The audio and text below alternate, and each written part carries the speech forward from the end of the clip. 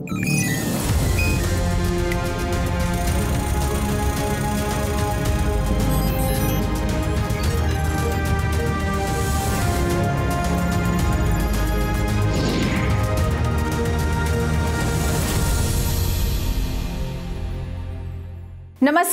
विज्ञान, प्रौद्योगिकी, आविष्कार और नवाचार की खबरों के कार्यक्रम ज्ञान विज्ञान में आपका स्वागत है। मैं हूं आपके साथ ऐश्वर्या। आज के अंक में हम बात करेंगे विजन 2047 को लेकर विज्ञान एवं प्रौद्योगिकी इकोसिस्टम को मजबूत करने के लिए अहमदाबाद में आयोजित केंद्र राज्य विज्ञान सम्मेलन की। बताएंगे कैसे दो पहिया वाहन चालकों को वायु प्रदूषण से बचा सकता है भारतीय स्टार्टअप द्वारा विकसित आधुनिक हेलमेट। खबरें और भी होंगी, लेकिन शुरुआत करते हैं इस अंक की सुर्खियों से। विजन 2047 की रूपरेखा के साथ 2 दिवसीय केंद्र राज्य विज्ञान सम्मेलन अहमदाबाद में संपन्न। दो पहिया वाहन चालकों को वायु प्रदूषण के जोखिम से बचाएगा नवोन्मेषी हेलमेट। भारत सरकार के विज्ञान एवं प्रौद्योगिकी विभाग के सहयोग से स्टार्टअप ने तैयार किया एयर फिल्टर युक्त समाधान। फसलों की अपशिष्ट से मिलने वाले प्रोटीन का इस्तेमाल कर विकसित बायो ऑर्गेनिक बैटरी। और पृथ्वी विज्ञान मंत्रालय के स्वच्छ सागर सुरक्षित सागर अभियान की एक झलक। आजादी का अमृत महोत्सव थीम के तहत 17 सितंबर तक चलाया जा रहा है देश के तटों की सफाई का अभियान।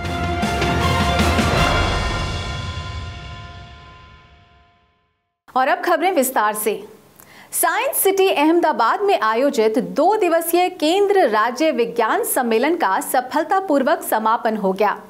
विजन 2047 के साथ अनुसंधान से समाधान शीर्षक के तहत आयोजित किए गए इस सम्मेलन का उद्घाटन प्रधानमंत्री नरेंद्र मोदी ने ऑनलाइन किया और लगभग सभी राज्यों के विज्ञान और प्रौद्योगिकी मंत्रियों ने इस कार्यक्रम में हिस्सा लिया। भारत सरकार के विज्ञान मंत्रालयों, विभागों और गुजरात सरकार के सहयोग से आयोजित विज्ञान सम्मेलन पर ज्ञान विज्ञान की एक रिपोर्ट।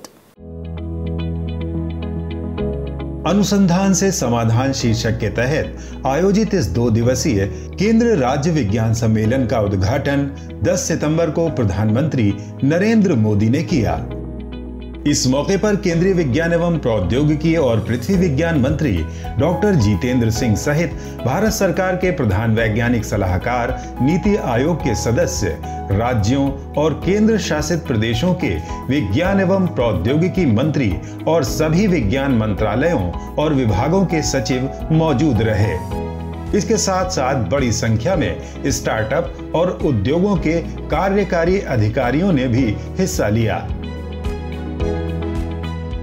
21वीं सदी के भारत के विकास में विज्ञान उस ऊर्जा की तरह है जिसमें हर क्षेत्र के विकास को, हर राज्य के विकास को बहुत गति देने का सामर्थ्य है।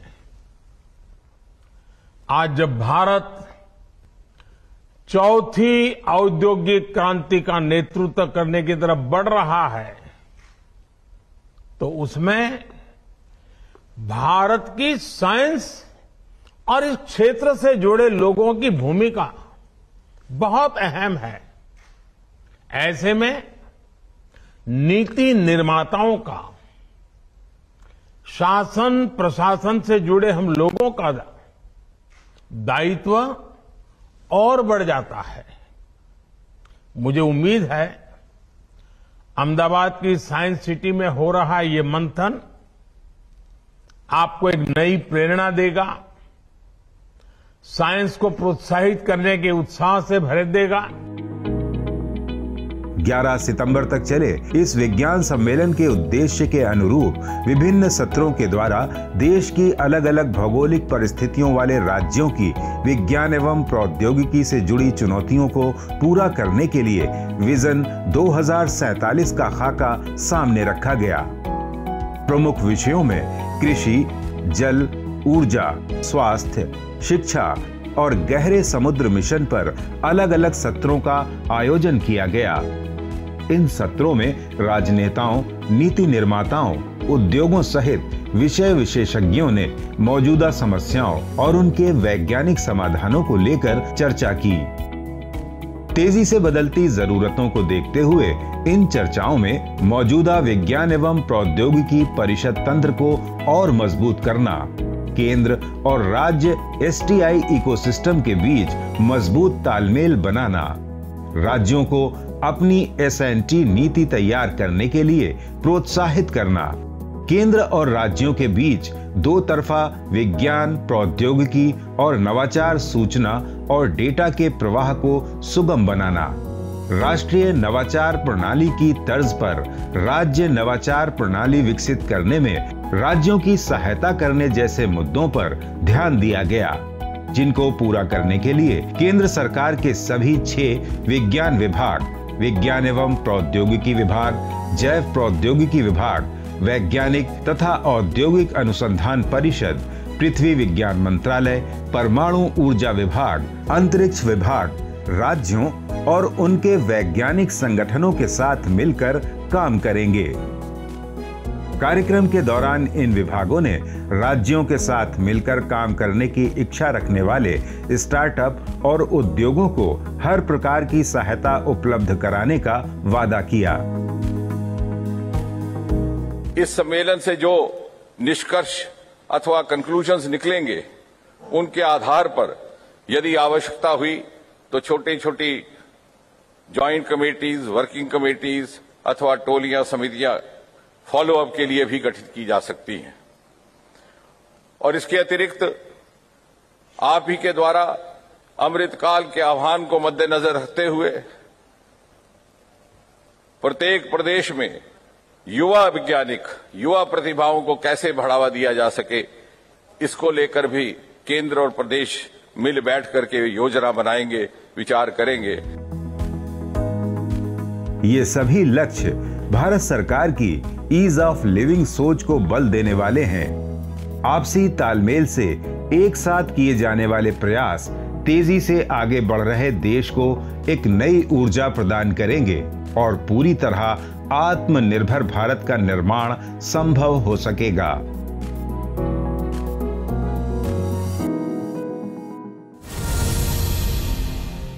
नई दिल्ली स्थित भारतीय स्टार्टअप ने एक आधुनिक प्रदूषण रोधी हेलमेट विकसित किया है।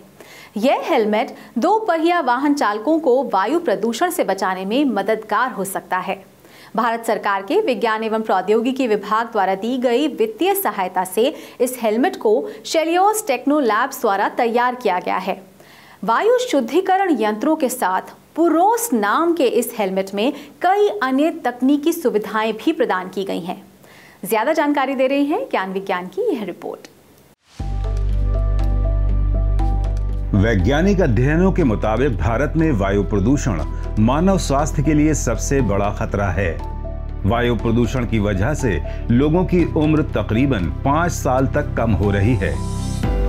वायु प्रदूषण ऐसे तो हर जगह लोगों को प्रभावित करता है, लेकिन सड़कों पर परिवहन के दौरान लोग सीधा हानिकारक पार्टिकुलेट मैटर के संपर्क में आते हैं और इनमें भी कार चालकों की तुलना में 2 पहिया वाहन चालक वायु प्रदूषण से ज्यादा प्रभावित होते हैं।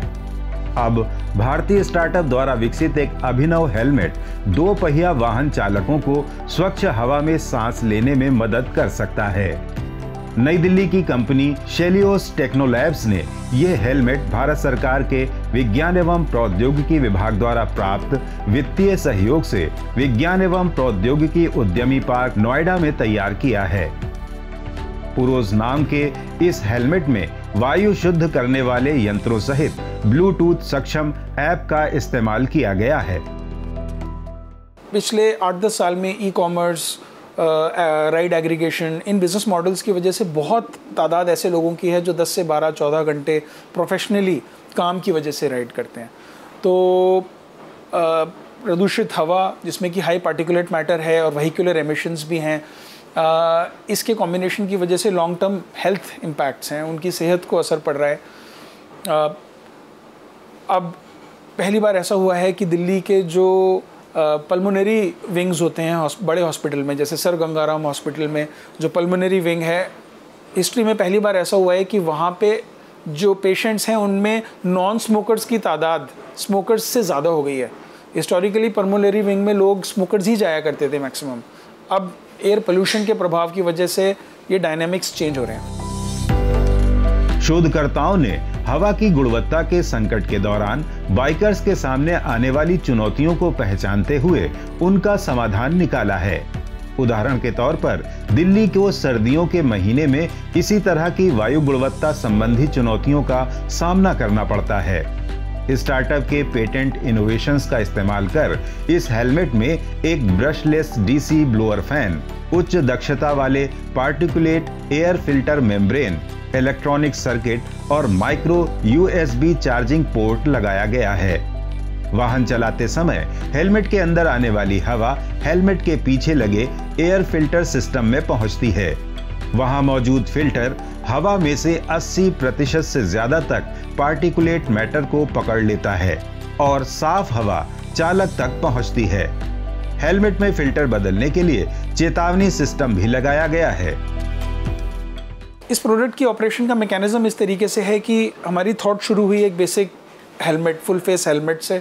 पहनने में ये किसी भी नॉर्मल हेलमेट की तरीके से लगता है, अंदर से पहन के कोई फ़र्क महसूस नहीं होता है, किसी भी नॉर्मल हेलमेट जितना सेफ़ है। इस हेलमेट के पीछे की तरफ हमने एक एयर प्यूरिफिकेशन सिस्टम इंटीग्रेट किया है, जिसका पर्पस सिर्फ यह है कि वो बाहर से एयर को खींचे, प्यूरिफाई करे और डिलीवर करे ब्रीदिंग एरिया में। इस चीज़ के लिए ये डिज़ाइन और एक नई टाइप का हेलमेट और उससे अटैच एक्सेसरी हमने डिज़ाइन किया है। भारतीय स्टार्टअप द्वारा विकसित इस समाधान को टेक्नोलॉजी रेडीनेस लेवल 9 पर उपयोगिता पेटेंट प्रदान किया जा चुका है और अब ये हेलमेट देश के लगभग सभी हिस्सों में उपलब्ध है। इस हेलमेट का उपयोग उन लाखों दोपहिया वाहन सवारों के स्वास्थ्य की निगरानी कर सकता है जो लंबे समय तक सड़कों पर प्रदूषण के बीच जोखिम में रहते हैं। भारतीय शोधकर्ताओं ने अब फसलों के अपशिष्ट से मिलने वाले प्रोटीन का इस्तेमाल कर बायो ऑर्गेनिक बैटरी विकसित की है। ये मौजूदा लिथियम आयन बैटरी की तुलना में भी ज्यादा क्षमता और तेजी से चार्ज होने वाली बैटरी है, जो लंबी दूरी की यात्राओं के लिए भी इलेक्ट्रिक वाहनों के उपयोग को बढ़ा सकती है। भारतीय कंपनी नेक्सस द्वारा तैयार की जा रही ये बैटरी प्रदूषण मुक्त बैटरी की दिशा में एक सफल कदम कहा जा सकता है। वाहनों में जीवाश्म ईंधन का प्रयोग वायु प्रदूषण और कार्बन उत्सर्जन के प्रमुख कारणों में से एक है। इसी को देखते हुए भारत में भी इलेक्ट्रिक वाहनों के उपयोग पर जोर दिया जा रहा है। भारत सरकार का 2030 तक का जीरो कार्बन उत्सर्जन लक्ष्य भी इससे जुड़ा हुआ है, लेकिन इसके बाद भी इलेक्ट्रिक वाहनों का उपयोग उम्मीद के मुताबिक नहीं बढ़ रहा। वजह है इलेक्ट्रिक वाहनों में इस्तेमाल की जाने वाली बैटरी की क्षमता और चार्जिंग की समस्या। इसी को देखते हुए अब भुवनेश्वर स्थित नेक्सस कंपनी ने बायो ऑर्गेनिक और बायो डिग्रेडेबल बैटरी का विकल्प बाजार में उतारा है। ये बैटरी लिथियम आयन बैटरी से कई गुना ज्यादा क्षमता वाली है। इस बैटरी का उपयोग 4 व्हीलर इलेक्ट्रिक वाहनों को भविष्य में ज्यादा सक्षम और सुलभ बना सकता है। ये बैटरी 10 मिनट में 0 से 100% चार्ज हो जाती है और 450 से 500 किलोमीटर तक काम कर सकती है। खास बात यह है कि इसकी आयु पूरी होने पर बाहरी कवर और कैप्सूल को छोड़कर बैटरी के बाकी हिस्सों को खाद में बदला जा सकता है। नेक्सस एक बायोडिग्रेडेबल बैटरी बनाने वाली कंपनी है और हम इन्हें फसलों के अवशेषों के रूप में बना रहे हैं। हम मूल रूप से बैटरी में एनोड और कैथोड बनाने के लिए प्रोटीन का उपयोग कच्चे माल के रूप में कर रहे हैं। बाहरी पैकेजिंग और कैप्सूल को छोड़कर बैटरी के सभी तत्व पूरी तरह से बायोडिग्रेडेबल हैं। दूसरी बैटरियों की तुलना में ये बैटरियाँ तेजी से चार्ज होती हैं। इनमें बिल्कुल भी खतरा नहीं है और न ही ये आग पकड़ती हैं, इसलिए यह पूरी तरह से पर्यावरण के अनुकूल है। शोधकर्ताओं ने फसलों से प्राप्त होने वाले प्रोटीन को चुना और इस खास किस्म की फास्ट रीजेनरेटिव गुणों वाली बायो ऑर्गेनिक नैनो सामग्री का बैटरी निर्माण के लिए इस्तेमाल किया।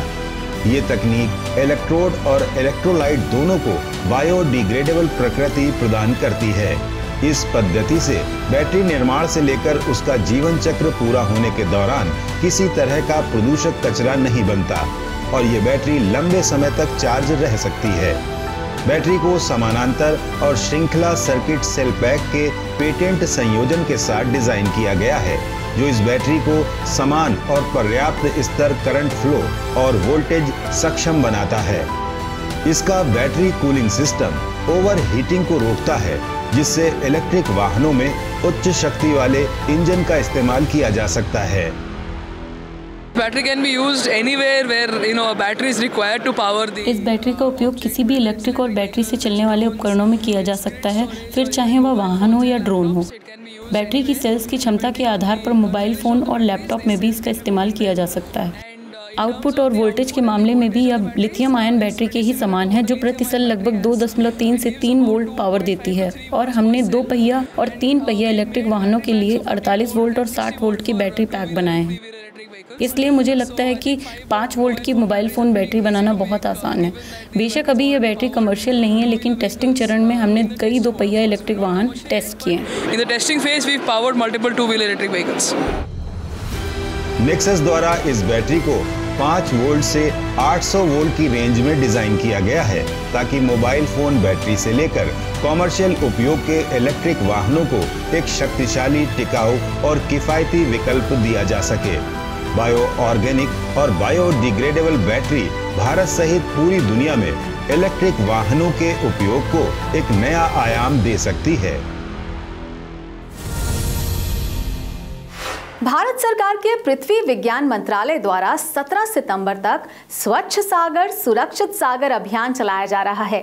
आजादी का अमृत महोत्सव थीम के तहत इस अभियान में देश के 75 तटीय क्षेत्रों की सफाई की जा रही है।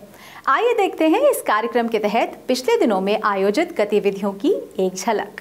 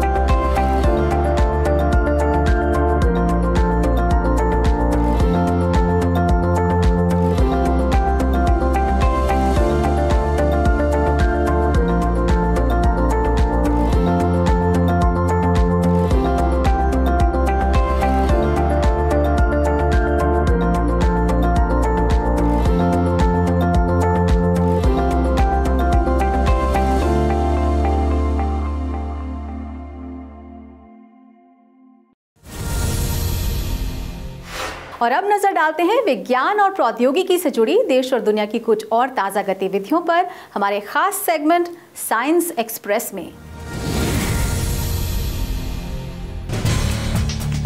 पिछले दिनों नई दिल्ली में सीजिंग द ग्लोबल अपॉर्चुनिटी शीर्षक के तहत 14वां भारतीय उद्योग परिसंघ ग्लोबल मेडटेक शिखर सम्मेलन आयोजित किया गया। सम्मेलन में मुख्य अतिथि के तौर पर शामिल हुए केंद्रीय विज्ञान एवं प्रौद्योगिकी और पृथ्वी विज्ञान मंत्री डॉक्टर जितेंद्र सिंह ने सम्मेलन को संबोधित किया। उन्होंने कहा, भारत में स्वास्थ्य सेवा क्षेत्र 2025 तक 50 अरब डॉलर तक पहुंचने की उम्मीद है। इसकी वजह है स्वास्थ्य सेवा क्षेत्र में भारत सरकार ने प्राथमिकता के साथ नवाचार और प्रौद्योगिकी विकास पर ज्यादा ध्यान दिया है और आने वाले 5 वर्षों में 80% तक स्वास्थ्य देखभाल पद्धतियों को डिजिटल स्वास्थ्य साधनों में अपना निवेश बढ़ाने का लक्ष्य है। भारतीय नवप्रवर्तक उदार FDI और दूसरे नीतिगत सुधारों की वजह से अब चिकित्सा तकनीक की अग्रणी कंपनियां बेहतर उत्पाद और समाधान विकसित कर रही हैं। टेलीमेडिसिन और ई-संजीवनी जैसी तकनीकी योजनाओं ने वर्चुअल डॉक्टर परामर्श को सक्षम बनाया है और देश के दूरदराज के हिस्सों में रहने वाले हजारों लोगों को अपने घरों में आराम से बैठकर बड़े शहरों के प्रमुख डॉक्टरों से जोड़ दिया है। कोविड-19 के खिलाफ तैयार देश की पहली नेजल वैक्सीन को भारत के दवा नियामक DCGI द्वारा आपातकालीन उपयोग की मंजूरी मिल गई है। नाक द्वारा दी जाने वाली यह वैक्सीन भारत सरकार के जैव प्रौद्योगिकी विभाग के सार्वजनिक उपक्रम जैव प्रौद्योगिकी उद्योग अनुसंधान सहायता परिषद की सहायता से भारत बायोटेक द्वारा तैयार की गई है। मिशन कोविड सुरक्षा के तहत कोविड-19 वैक्सीन के क्षेत्र में ये भारत की चौथी सफलता है। BBV154 नाम की ये वैक्सीन कम प्रतिकृति क्षमता वाले चिंपांजी एडेनोवायरस का इस्तेमाल कर बनाई गई है। इस वैक्सीन के परीक्षण में DBT के स्वायत्त संस्थान राष्ट्रीय प्रतिरक्षा विज्ञान संस्थान नई दिल्ली ने अपने मानव प्रतिरक्षा निगरानी और T-सेल इम्यूनोसे प्लेटफॉर्म का उपयोग किया। वहीं interactive research school for health affairs Pune में इस वैक्सीन की प्लाक रिडक्शन न्यूट्रलाइजेशन परख को पूरा किया गया है। DBT के सचिव डॉक्टर राजेश S. गोखले ने इस मौके पर कहा कि अभी ये वैक्सीन आपातकालीन स्थिति में प्रतिबंधित उपयोग के लिए है, जो भारत की आत्मनिर्भरता को और बढ़ाएगी। विज्ञान और प्रौद्योगिकी विभाग भारत सरकार के एक स्वायत्त संस्थान आर्यभट्ट प्रेक्षण विज्ञान शोध संस्थान एरीज, हिरोशिमा विश्वविद्यालय जापान और लॉस कम्ब्रेस ऑब्जर्वेटरी US के तहत शोधकर्ताओं की एक अंतर्राष्ट्रीय टीम ने SN 2019 WEP की भौतिक विशेषताओं को समझा है, जिसे टाइप IBN सुपरनोवा कहा जाता है। टाइप IBN सुपरनोवा रेखित आवरण वाली सुपरनोवा का एक दुर्लभ वर्ग है, जो हीलियम समृद्ध घने पारिस्थितिक जन्य माध्यम के साथ संपर्क करता है। सुपरनोवा अद्वितीय और आवश्यक हैं क्योंकि ये आसपास के सुपरनोवा पर्यावरण के विशिष्ट घनत्व, वेग और संरचना के बारे में पता लगाने में सहायता करते हैं। वे उन सामान्य सुपरनोवा की तुलना में अधिक चमकदार होते हैं जिनमें विशाल तारकीय विस्फोट होते हैं और जो अत्यधिक मात्रा में ऊर्जा भी छोड़ते हैं।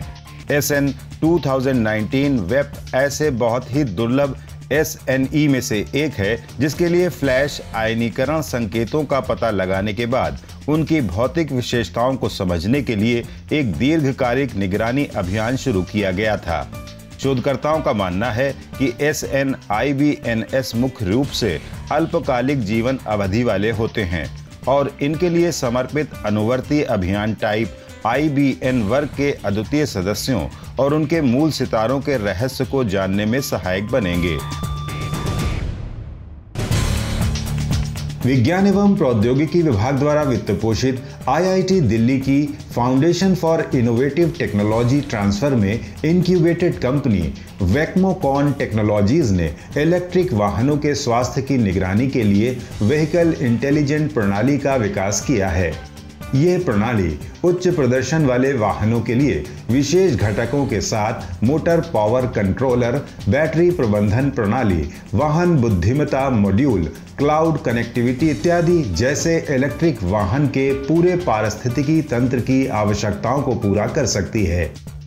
यह प्रणाली वाहन के बैटरी पैक की सही स्थिति और उससे मिलने वाले विद्युत आवेश की स्थिति का उचित अनुमान लगाने में मदद करने के साथ ही वाहन संचालकों को उनको नियंत्रित करने में सहायक बनकर निर्बाध प्रचलन की सुविधा भी प्रदान कर सकती है।